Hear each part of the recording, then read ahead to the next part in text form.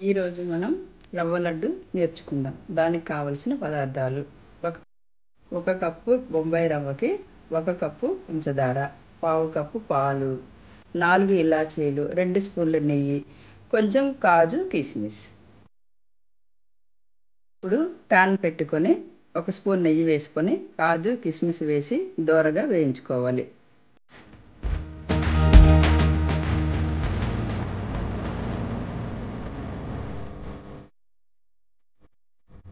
దాన్ని పక్కనే ఒక బౌల్లో తీసుకొని కొంచెం నెయ్యి వేసుకొని దాంట్లో రవ్వను వేసుకొని దోరగా వేయించుకోవాలి.